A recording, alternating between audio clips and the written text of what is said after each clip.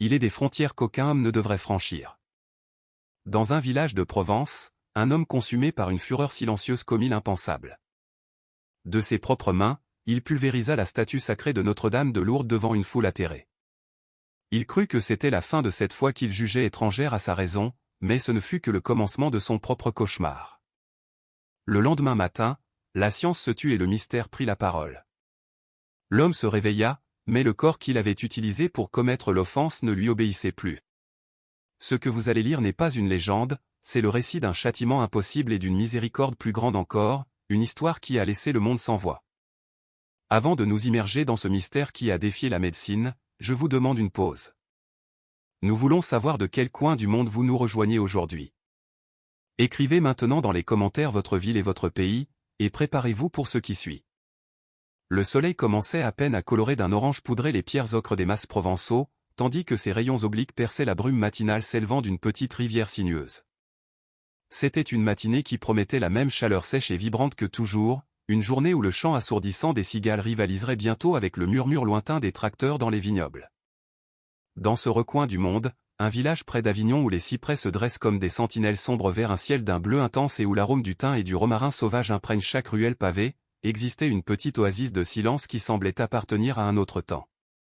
Dissimulée derrière un rideau d'oliviers argentés et de lauriers roses, se trouvait une modeste chapelle de campagne.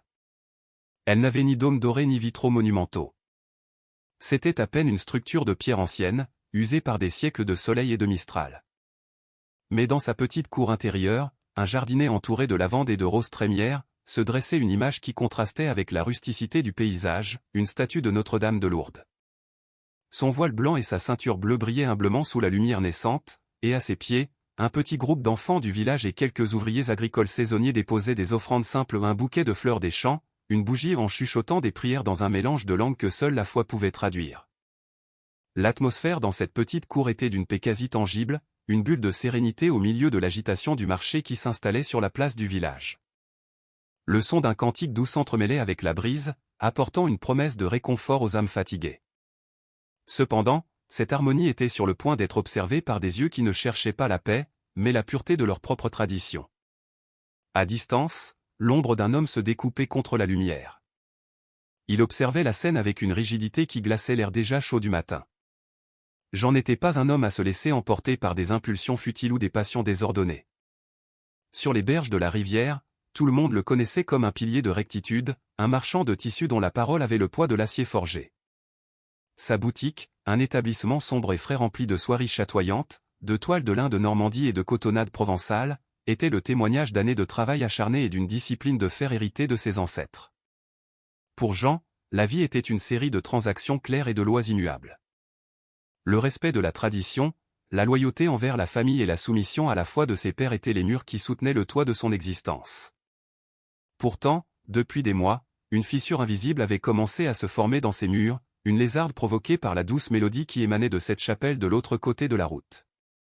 Une musique qui semblait avoir ensorcelé la seule chose que Jean aimait plus que son propre honneur, son plus jeune fils, Léo. Depuis la pénombre de son comptoir, Jean observait avec un mélange de douleur et de fureur contenue comment le jeune homme sortait de la chapelle, non pas la tête basse de celui qui a perdu son temps, mais avec un sourire lumineux que Jean sentait ne plus lui appartenir. Léo, qui aurait dû apprendre les secrets du commerce et réciter les versets sacrés de sa propre tradition, passait ses après-midi à écouter des histoires sur une femme vêtue de blanc qui, disait-on, était la mère de tous. Pour le marchand, ce n'était pas un simple échange culturel ou une curiosité innocente. C'était une invasion silencieuse, une séduction spirituelle qui menaçait d'effacer l'identité de sa lignée. Il sentait qu'on lui volait son fils, non pas avec des armes ou des menaces, mais avec des fleurs, des cantiques et l'image de cette vierge qui présidait la cour voisine. Une figure que Jean considérait comme une idole offensante, un affront direct à l'unicité de Dieu qu'il défendait avec tant de zèle. L'amertume de Jean s'intensifia cet après-midi-là lorsqu'un ancien du village, Monsieur Pierre, un homme sage à la peau tannée par le soleil des champs, entra dans la boutique pour acheter un coupon de lin. Le vieil homme, remarquant le regard fixe et tourmenté de Jean vers la chapelle, tenta d'offrir une parole de calme, suggérant que la rivière de la vie a de nombreux affluents et que la foi des voisins, bien que différente, apportait la paix aux pauvres et le réconfort aux malades.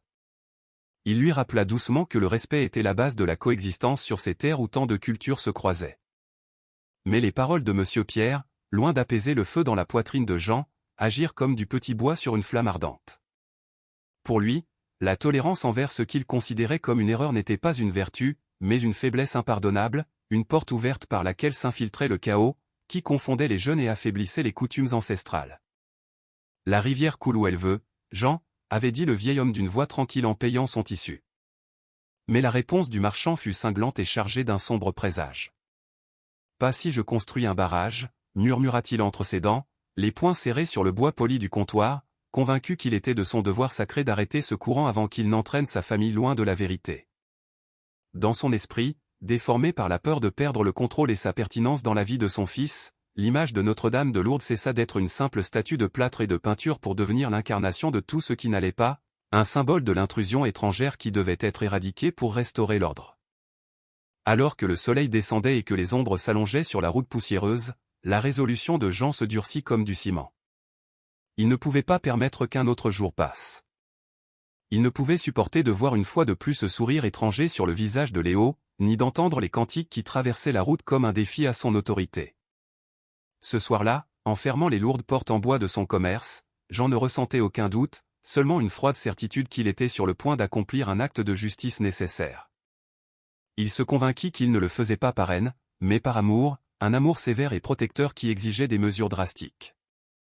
Demain, se promit-il sous le ciel étoilé de Provence, je nettoierai le quartier de cette influence, sans savoir qu'en tentant de briser la foi des autres, il était sur le point de briser sa propre vie en morceaux irréparables. Le lendemain matin se leva dans un calme trompeur, une quiétude lourde qui précédait souvent les orages d'été, bien que le ciel fût clair et que le soleil brillât d'une intensité implacable. Jean se leva avant l'appel à la prière, se déplaçant dans sa maison avec la précision mécanique d'un homme qui a répété chaque pas dans son esprit pendant une nuit d'insomnie. Il n'y avait pas de colère visible sur son visage, seulement une détermination froide et calcaire, la même expression impassible qu'il utilisait pour conclure une affaire difficile ou pour discipliner un employé négligent. Il revêtit ses vêtements les plus traditionnels, ajustant sa tunique avec des gestes secs, comme s'il enfilait une armure pour une bataille sainte. Il n'emporta ni armes, ni marteau, ni outils. Ses propres mains, fortes et endurcies par des années de manipulation de ballots de tissu, seraient l'instrument de sa justice. Il quitta sa maison sans un regard en arrière, traversant la route poussiéreuse à grands pas fermes, ignorant les salutations des voisins qui commençaient à ouvrir leurs étals, ses yeux fixés sur l'entrée en bois de la chapelle, comme un prédateur qui a localisé sa proie. En franchissant le seuil de la cour de la chapelle, l'atmosphère changea radicalement. Le bruit du marché s'estompa, remplacé par le doux murmure des prières matinales.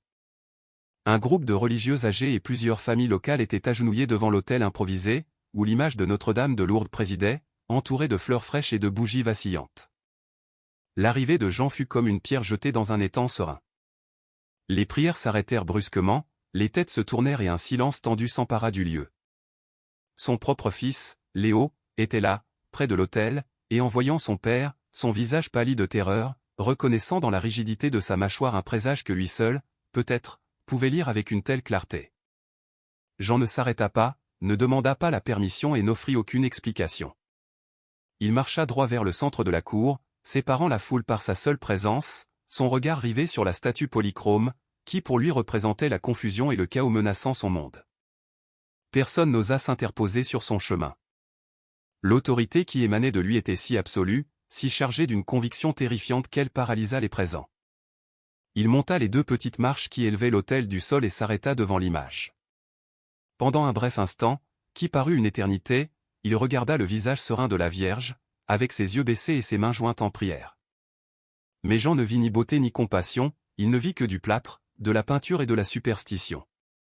D'un mouvement brusque qui fit halter les religieuses, il étendit ses bras et saisit la statue par sa base. Ses doigts se refermèrent avec force autour des plis sculptés du manteau. Ses jointures blanchirent sous l'effort et la tension. Il n'y eut aucune hésitation. Il souleva la lourde figure au-dessus de sa tête, transformant un objet de dévotion en un projectile de haine, et avec un cri guttural qui libéra toute sa frustration accumulée, il la projeta avec une violence sauvage contre les dalles de pierre du sol. Le fracas fut assourdissant, un son sec et déchirant de céramique éclatant qui résonna dans la cour comme un coup de feu, faisant fuir les oiseaux des arbres voisins et semblant figer le temps lui-même dans un instant d'horreur absolue. Et tandis que les fragments de l'image sacrée roulent encore sur le sol et que l'écho de la destruction frappe le cœur des fidèles, nous voulons faire une pause importante. Si vous, tout comme cette communauté, sentez que le respect du sacré est non négociable, nous vous invitons à vous abonner dès maintenant à notre chaîne et à laisser un commentaire ci-dessous. Rejoignez-nous pour démontrer que la foi et le respect sont des liens qu'aucune violence ne peut briser. Le nuage de poussière de plâtre s'éleva lentement dans l'air chaud, scintillant sous les rayons du soleil comme un brouillard fantomatique. Sur le sol, où quelques secondes plus tôt régnait la figure de la mer, il ne restait plus qu'un tas de débris méconnaissables, un morceau du manteau étoilé par-ci, les mains priantes séparées du corps par-là, et le visage de la Vierge, fendu en deux, regardant le sol depuis la terre souillée. Jean resta debout au-dessus de la destruction, la poitrine haletante et les mains vides tremblant légèrement, non pas de remords, mais de la décharge d'adrénaline. Le silence qui suivit fut absolu, plus lourd et plus douloureux que n'importe quel cri. Il regarda la foule pétrifiée. Ses yeux balayèrent les visages en larmes des femmes et l'expression dévastée de son propre fils. Et d'une voix qui coupa l'air comme une lame de rasoir froide, il prononça son verdict final, il n'y a pas de place pour les idoles ici. Il tourna les talons et commença à marcher vers la sortie, laissant derrière lui la désolation qu'il avait créée, convaincu d'avoir remporté une victoire décisive, sans savoir que le ciel, dans son immense silence, était sur le point de lui répondre. La poussière blanche du plâtre pulvérisé flottait dans l'air chaud et stagnant de midi comme une brume spectrale, refusant de se déposer, comme si l'atmosphère elle-même rejetait la violence qui venait de se produire. Jean, qui avait déjà tourné le dos à la destruction, s'arrêta un instant avant de franchir le seuil de sortie. Ses muscles étaient tendus, sa respiration contrôlée mais profonde, attendant l'inévitable.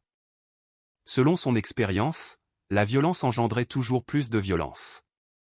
Il s'attendait aux cris d'indignation, aux insultes lancées dans son dos, peut-être même à une pierre jetée par un fidèle enragé défendant son honneur blessé. Il était préparé à cela.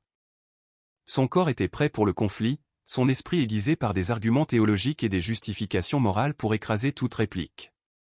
Mais ce qui se produisit ensuite fut quelque chose contre quoi Jean, dans toute sa rigidité et sa logique martiale, n'avait aucune défense.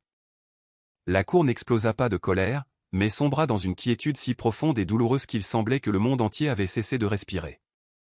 Il n'y eut ni cri de vengeance ni poing levé au ciel réclamant justice. Au lieu de cela, le seul son qui brisa le silence fut le froissement doux des tissus contre le sol en pierre. Une par une, les religieuses et les femmes du village commencèrent à s'agenouiller parmi les débris tranchants.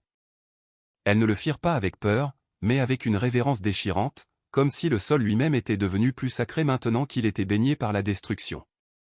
Sœur Monique, une petite femme à la peau ridée et aux yeux qui avait vu des décennies de souffrance humaine, s'avança lentement vers l'endroit où gisait le visage fendu de la Vierge. Ses mains, tremblantes à cause de l'âge mais fermes dans leur intention, ne cherchèrent pas à réprimander l'agresseur. Elles se tendirent pour caresser la joue de plâtre brisée, avec la même tendresse qu'une mère caresserait un enfant blessé. Les larmes coulaient silencieusement sur son visage, des sillons brillants de douleur liquide qui tombaient sur les fragments de l'image, nettoyant la poussière de l'offense avec l'eau pure de la compassion.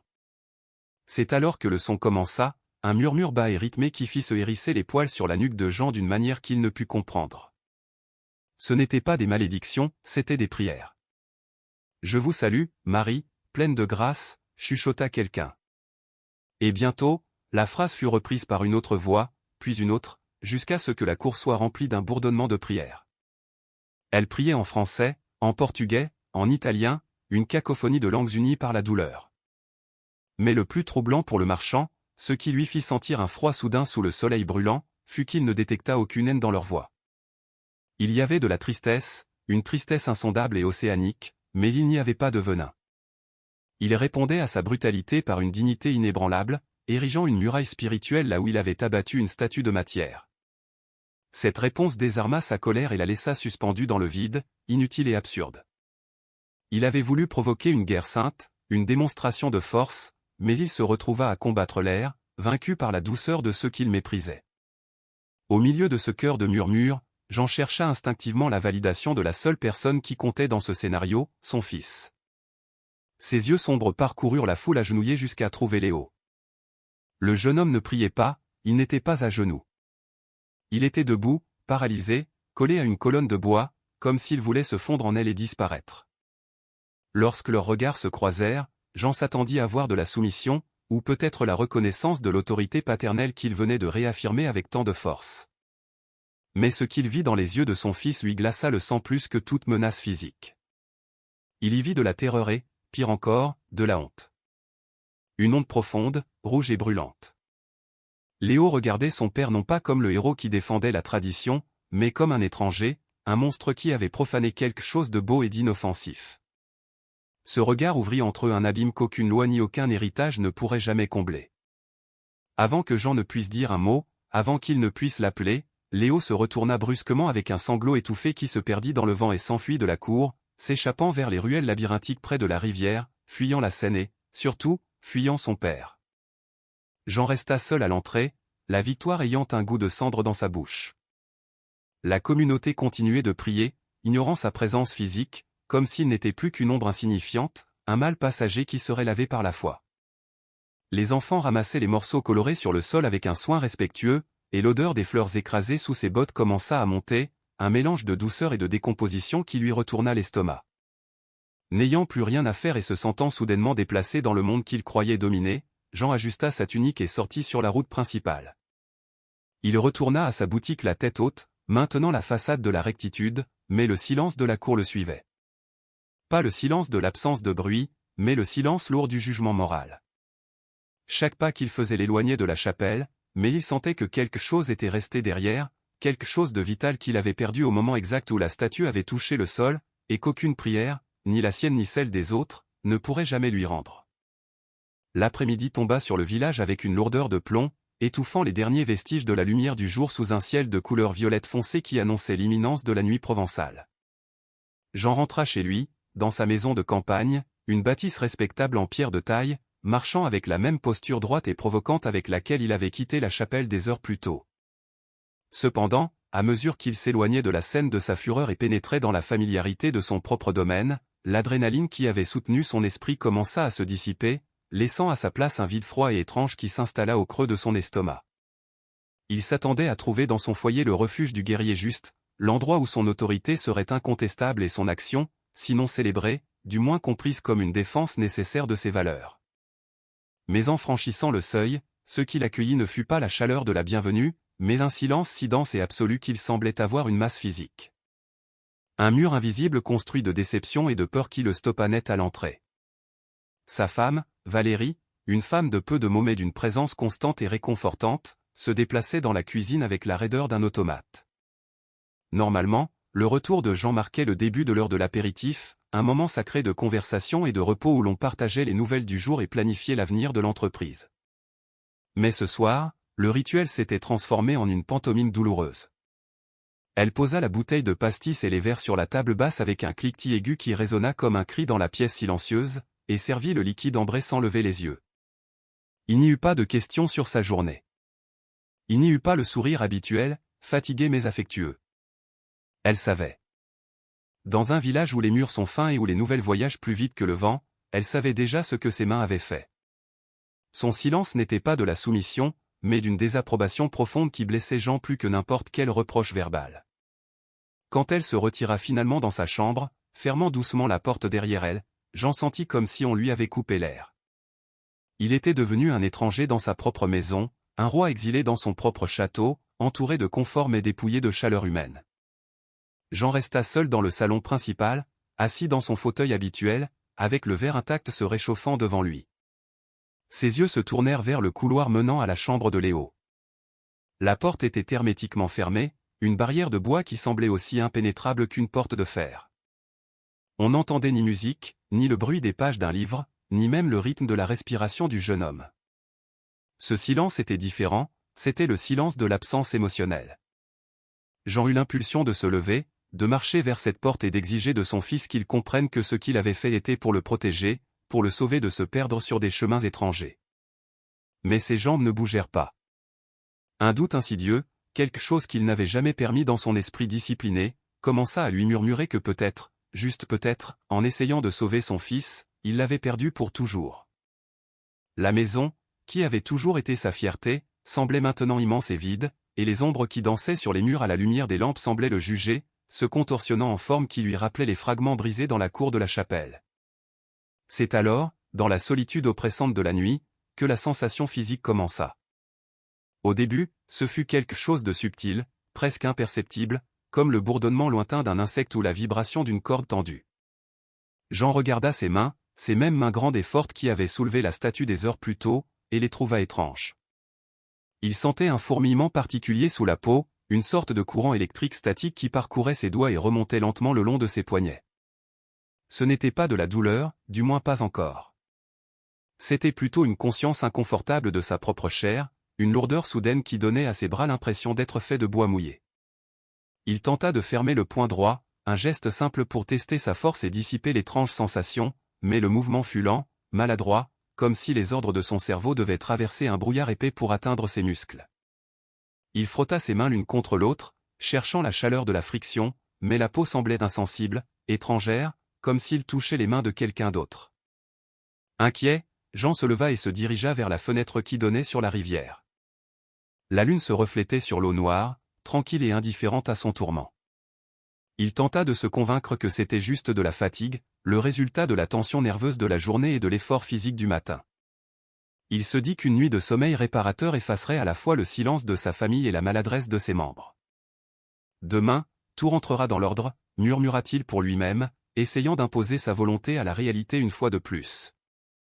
Mais alors qu'il se dirigeait vers son lit, traînant les pieds plus que d'habitude, la lourdeur dans ses bras augmenta d'un cran, un avertissement silencieux que son corps était sur le point de devenir la prison de son orgueil.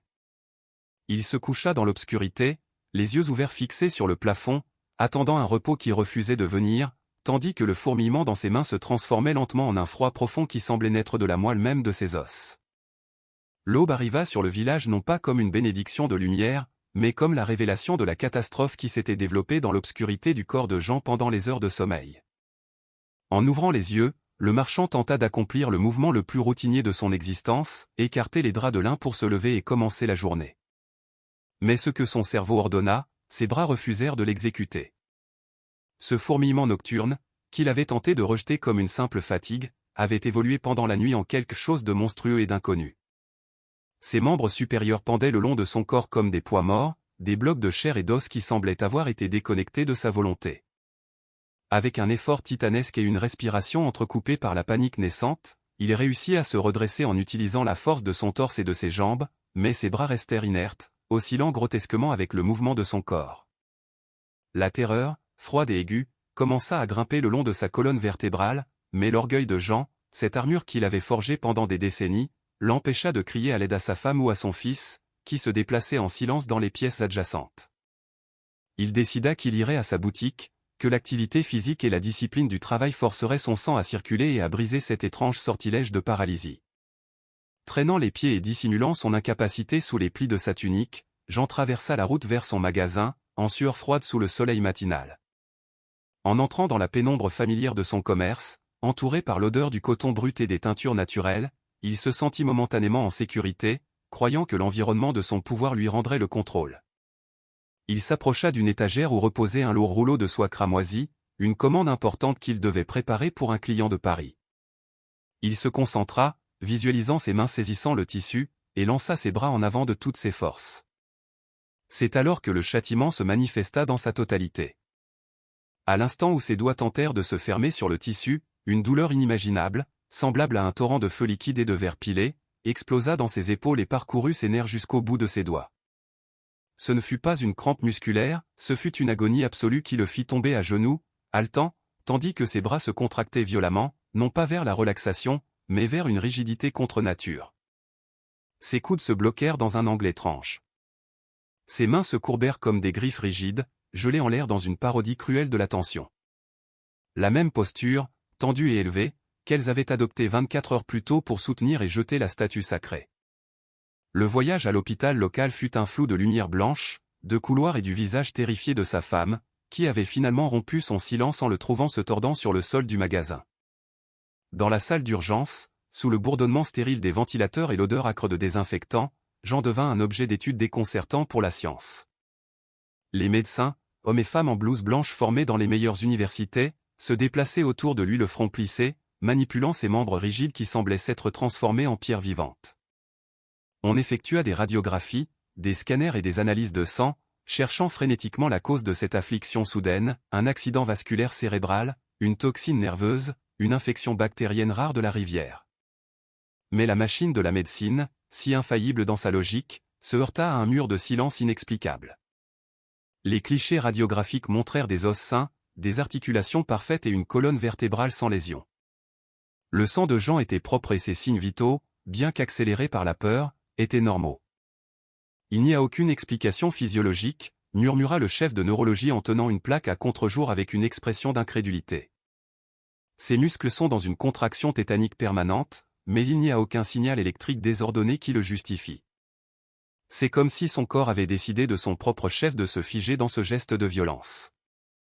Jean écoutait le diagnostic stérile depuis sa civière, les bras toujours levés et rigides devant lui, incapable de les baisser, incapable de se toucher le visage pour essuyer sa sueur, incapable de tenir la main de sa femme. L'ironie du destin s'abattit sur lui avec le poids d'une dalle funéraire. Lui, qui avait méprisé la foi des humbles la considérant irrationnelle et faible, était maintenant prisonnier d'une condition que la raison ne pouvait expliquer et que la force ne pouvait vaincre. Il regarda ses propres mains, ses griffes inutiles qui ne pouvaient plus caresser, travailler ni construire, et pour la première fois, le lien devint indéniable dans son esprit. Ce n'était pas une maladie, c'était un miroir. Son corps était devenu un monument vivant à sa propre intolérance, pétrifié au moment exact de son péché. La médecine lui offrit de puissants sédatifs pour la douleur, mais il n'y avait ni pilule ni injection qui puisse ramollir la pierre en laquelle sa chair s'était transformée.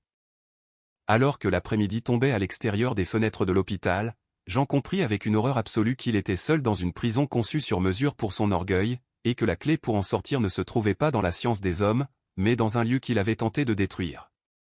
3 jours et 3 nuits se consumèrent dans un brouillard de souffrance fébrile qui estompa les frontières entre la veille et le cauchemar pour Jean. Confiné désormais dans la pénombre de sa propre chambre, car les médecins de l'hôpital avaient admis leur défaite en le renvoyant chez lui avec à peine plus que des analgésiques inefficaces, le marchand gisait dans son lit, trempé d'une sueur froide qui sentait la peur et la maladie. La douleur dans ses bras n'avait pas diminué, au contraire, elle s'était aiguisée jusqu'à devenir une torture constante, comme si ses os étaient lentement broyés par un étau invisible.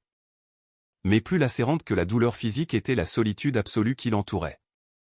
Sa femme, Valérie, n'entrait que pour lui laisser de l'eau et de la nourriture qu'il touchait à peine, les yeux baissés, évitant de regarder la rigidité grotesque de ses membres.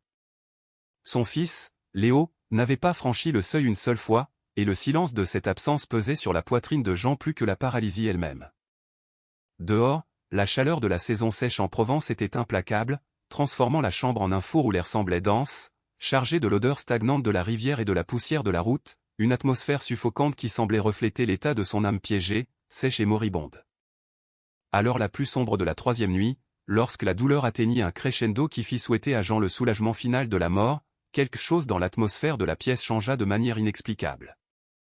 Il n'y eut aucun bruit de porte qui s'ouvre ni de pas sur le plancher, mais l'air stagnant et chaud commença à bouger, déplacé par une brise douce et fraîche qui ne venait d'aucune fenêtre. Et avec cette brise arriva le parfum. Au début, Jean pensa que c'était un délire provoqué par la fièvre, une hallucination olfactive de son esprit brisé, mais l'odeur s'intensifia rapidement, remplissant chaque recoin de la pièce, imprégnant les rideaux, les draps et sa propre peau.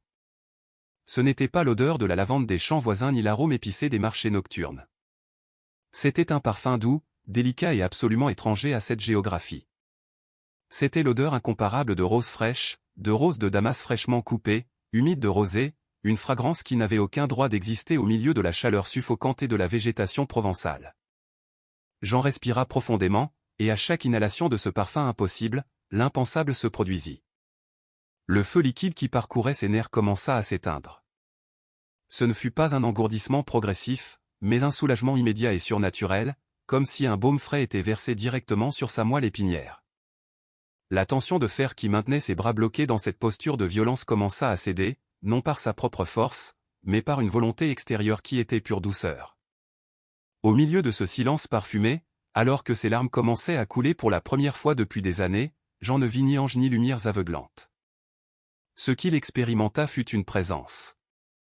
Une présence maternelle, enveloppante et d'une autorité infinie, qui s'assit au bord de son lit dans l'obscurité. Et puis il entendit la voix, non pas avec ses oreilles, mais résonnant au centre même de sa poitrine. Une voix qui ne parlait ni en français ni en arabe, mais dans le langage universel du réconfort, répétant une promesse ancienne qui traversa les océans et les siècles pour l'atteindre, « Ne suis-je pas là, moi qui suis ta mère ? N'es-tu pas sous mon ombre et ma protection ?» À cet instant, le miracle ne fut pas seulement la disparition de la douleur, mais la démolition de son orgueil.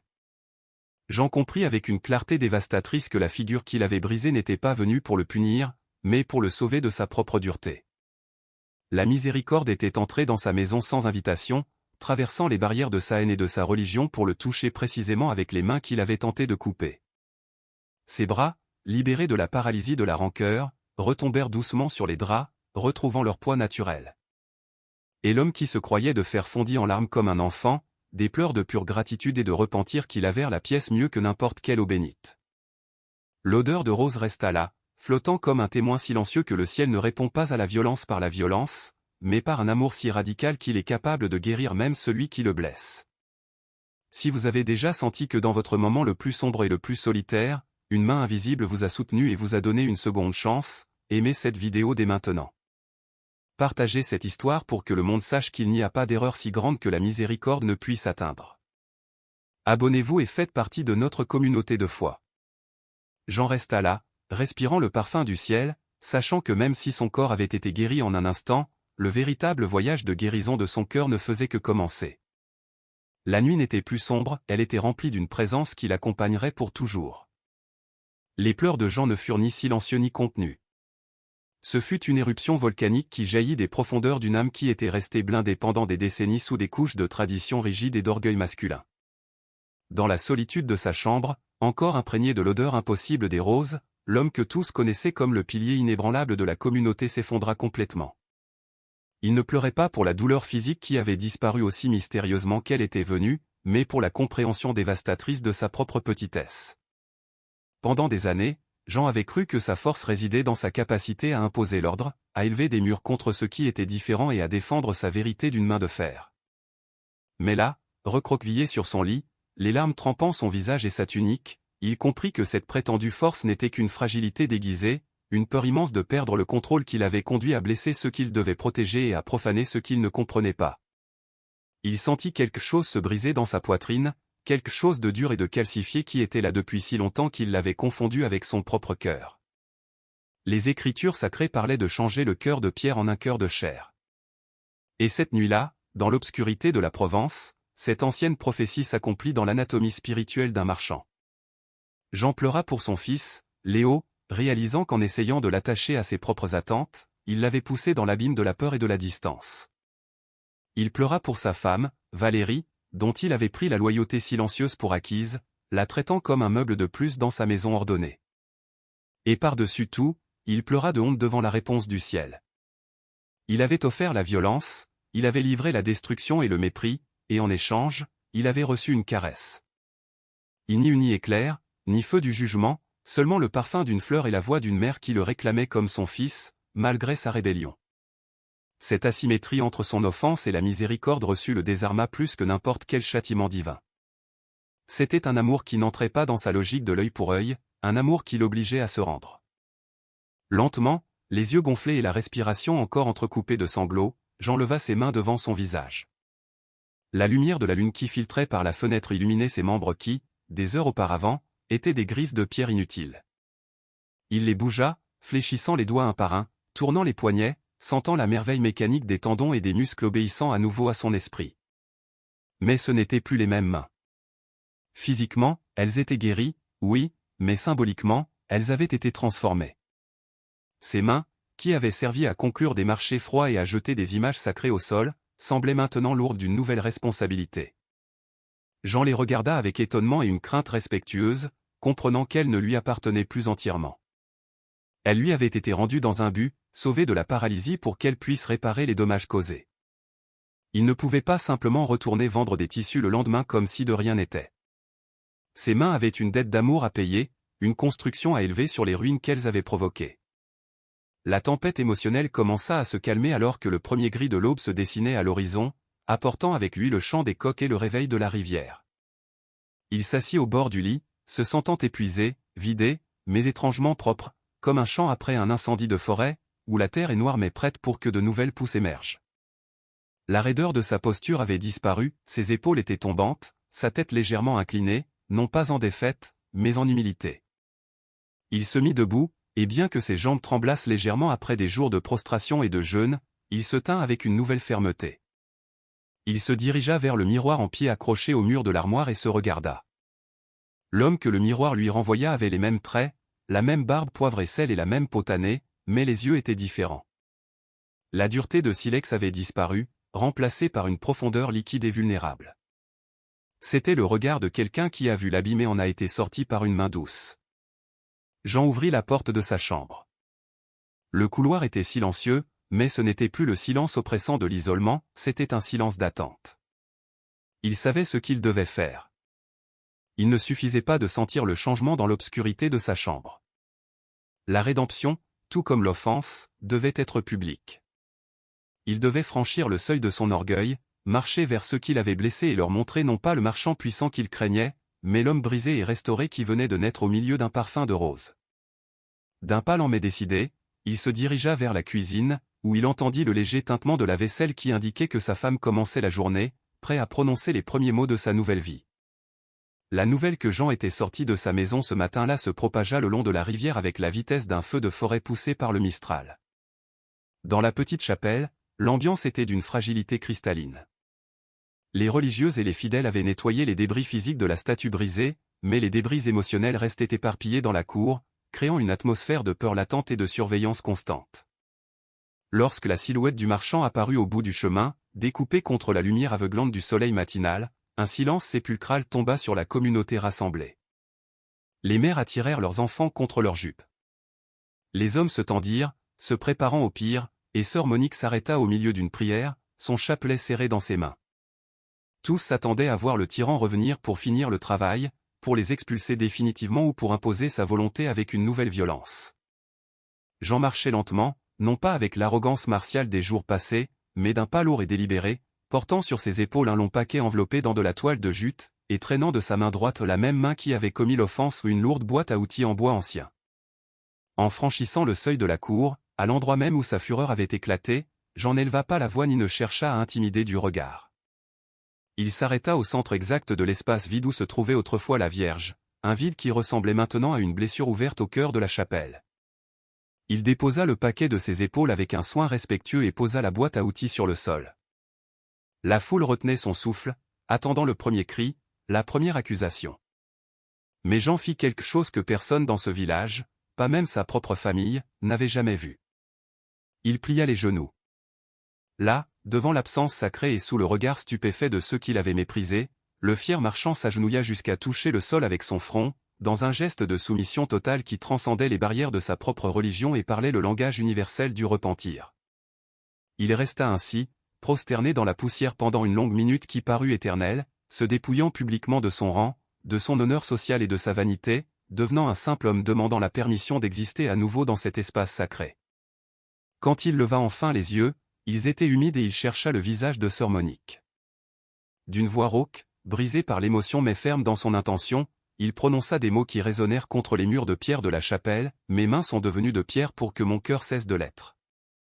Je suis venu rendre ce que mon ignorance a volé. » Sans attendre de réponse, car il savait que ses actions devaient parler plus fort que ses discours, Jean déballa le paquet qu'il avait apporté. Ce n'était ni une arme ni un décret d'expulsion. C'était du bois, mais pas n'importe lequel. C'étaient des planches de noyer massif, de la plus haute qualité, séchées pendant des années dans l'obscurité de son entrepôt. Un bois réservé à la royauté ou aux temples les plus sacrés de sa propre foi. Avec des mouvements précis et humbles, il sortit ses ciseaux à bois, ses marteaux et ses papiers de verre. Ses mains qui avaient été paralysées et tordues par la douleur quelques jours auparavant se mouvaient maintenant avec une grâce fluide et une dextérité d'artisan, caressant le bois, marquant, coupant et assemblant. Jean n'était pas seulement venu demander pardon, il était venu pour construire. Pendant des heures, sous le soleil implacable de Provence, Jean travailla sans relâche. Le son rythmé de son marteau et le raclement du papier de verre remplacèrent la tension de la peur par la curiosité de l'émerveillement. Peu à peu, du bois brut, une forme commença à émerger, une niche, un sanctuaire protecteur extraordinairement sculpté, avec des motifs qui entrelaçaient les roses de la vision qu'il avait guérie avec les fleurs de lavande locale, unissant dans le bois ce qu'il avait tenté de séparer dans la vie. La sueur trempait sa tunique et la sueur couvrait sa barbe, mais il ne s'arrêta pas. Il travaillait comme on prie, chaque coup de marteau une pénitence, chaque surface polie une offrande de gratitude à la femme qui avait eu pitié de lui. La communauté, voyant la transformation sous ses yeux, commença à s'approcher. Quelqu'un lui apporta de l'eau, un autre lui offrit un linge. La barrière de la peur se dissolvait, remplacée par la reconnaissance sacrée que la grâce opérait au milieu d'eux, utilisant l'ancien persécuteur comme le bâtisseur du nouveau foyer pour leur foi. Mais le véritable couronnement de son œuvre ne fut pas le bois sculpté, mais la restauration du lien le plus sacré qu'il avait brisé. Léo, son fils, avait observé depuis l'ombre d'un olivier, le cœur battant à tout rompre, tiraillé entre la peur résiduelle et l'espoir naissant. Jean, sentant la présence du jeune homme, arrêta son travail et se tourna. Il n'y eut pas d'ordre, pas de regard sévère du patriarche. J'entendis sa main ouverte et couverte de poussière de bois vers son fils. Ses yeux disaient tout ce que sa bouche ne pouvait articuler, « Je te vois, je te respecte, je t'aime. » Léo, les larmes coulant sur ses joues, sortit de l'ombre et courut vers son père. L'étreinte qui suivit fut le véritable miracle de la journée. L'homme rigide et le jeune rêveur se fondirent en un seul, pleurant ensemble sur la sûre et la terre. « Aide-moi » murmura Jean à l'oreille de son fils. « Aide-moi à lui construire une maison digne, à la mer. » Et ainsi, père et fils, musulmans sur une terre de tradition catholique, travaillèrent côte à côte jusqu'au soir, achevant l'autel pour la Vierge, démontrant au monde que l'amour de Dieu est un vaste océan où toutes les rivières trouvent enfin leur paix. Le temps, sur les berges de la petite rivière provençale, suivit son cours inexorable, s'écoulant comme les eaux qui portent la vie et l'histoire de la France vers la mer. Mais le paysage spirituel de ce petit village près d'Avignon avait changé pour toujours. Des semaines après ce jour de fureur et de rédemption, la petite chapelle n'était plus le coin caché et toléré à contre-cœur qu'elle était autrefois. Elle s'était transformée en un phare de lumière qui attirait curieux et dévots à des kilomètres à la ronde. Au centre de la cour, là où gisaient autrefois les débris de l'intolérance, se dressait maintenant, majestueux, le nouveau sanctuaire. L'œuvre des mains de Jean était un témoignage visuel du miracle, une niche de bois de noyer sombre et résistant, sculptée avec une maîtrise qui mariait les arabesques géométriques de sa propre tradition aux roses et aux étoiles du manteau de la Vierge. À l'intérieur de ce refuge de bois, protégé du soleil et de la pluie, une nouvelle image de Notre-Dame de Lourdes, apportée avec effort de l'autre côté du monde, présidait le lieu. Mais cette fois, l'image ne semblait pas étrangère. Encadrée par l'art local et entourée d'offrandes qui mélangeaient les cierges blancs aux guirlandes de soucis et aux bouquets de lavande, la Vierge faisait véritablement partie du sol qu'il foulait. Jean, l'homme qui avait un jour juré de construire un barrage pour arrêter l'influence de cette foi, devint paradoxalement son gardien le plus farouche et le plus loyal. Il n'abandonna pas les prières de ses pères, ni la foi qu'il avait soutenue toute sa vie. La rédemption ne lui demanda pas de renoncer à son identité, mais d'élargir son cœur pour reconnaître la sainteté chez l'autre. Chaque matin, avant d'ouvrir sa boutique de tissus, on pouvait le voir dans la cour de la chapelle. Il ne récitait pas le chapelet avec les religieuses, mais il s'assurait que le sol était balayé, que le bois de l'autel était poli et huilé pour résister à l'humidité, et qu'il ne manquait jamais de fleurs fraîches dans les vases. Les voisins, qui au début le regardaient avec méfiance, s'attendant à ce que la folie revienne, comprirent bientôt que la transformation était authentique. Le marchand rigide et redouté avait disparu, remplacé par un homme qui irradiait une autorité tranquille, né non pas du pouvoir d'imposer, mais du pouvoir de servir. Sa présence l'a envoyé un message silencieux mais assourdissant à toute la communauté, dans la maison de la mère, il y a de la place pour tous, même pour ceux qui ont un jour levé la main contre elle. La relation avec son fils Léo s'épanouit comme un jardin après une pluie d'été. Le jeune homme n'avait plus à se cacher pour visiter la chapelle ni à dissimuler sa fascination pour les langues et la musique. Jean, parfois assis sur un banc voisin à l'ombre des oliviers, observait avec fierté son fils aider les religieux à traduire des textes ou à enseigner des chants aux plus jeunes enfants. La peur de perdre son fils s'était dissipée, remplacée par la compréhension que l'amour n'attache pas, mais libère. En permettant à Léo d'être celui qu'il était destiné à être, Jean retrouva le fils qu'il croyait perdu. Souvent, au crépuscule, ils rentraient ensemble à la maison, parlant non seulement d'affaires ou de tissus, mais de la vie, du mystère de Dieu et de ce parfum de rose qui, les jours de grande chaleur, semblait flotter à nouveau mystérieusement dans l'air autour de Jean, comme un rappel privé et doux de la visite qui lui avait sauvé la vie. L'histoire du musulman qui brisa la Vierge et fut guéri par elle traversa les frontières du village, devenant une légende que les voyageurs racontaient sur les marchés et dans les églises. Mais pour Jean, ce n'était pas une légende, c'était la réalité de sa chair et de son esprit. Il avait appris, à travers la douleur et la grâce, que Notre-Dame n'est pas seulement la reine d'un lieu lointain, ni la propriété exclusive d'une seule religion. il comprit quelle est la mère de l'humanité, celle qui entend le cri du pauvre et aussi le silence de l'orgueilleux, celle qui a le pouvoir de briser les pierres non pas avec des marteaux, mais avec de la tendresse. Sa vie devint un témoignage vivant qu'il n'existe pas de frontières pour la miséricorde, et que parfois Dieu permet que nous nous brisions complètement pour pouvoir nous reconstruire sous une forme plus belle, plus utile et plus capable d'aimer. Si cette histoire de rédemption, de miracle et d'unité a touché votre cœur, nous vous invitons à faire partie de notre famille. Abonnez-vous à la chaîne, activez la cloche et partagez cette vidéo avec quelqu'un qui a besoin de se rappeler qu'il n'est jamais trop tard pour recommencer. Ensemble, faisons en sorte que ces messages de lumière atteignent chaque coin du monde. Alors que le soleil se couchait sur la Provence, teintant le ciel de pourpre et d'or, la dernière image qui restait dans la rétine n'était pas celle de la destruction, mais celle de la paix. Dans la petite cour, sous le regard serein de la Vierge et le soin attentif de Jean, les bougies vacillaient doucement, illuminant l'obscurité, nous rappelant à tous que la lumière de la foi, une fois allumée par l'amour, ne peut jamais être éteinte.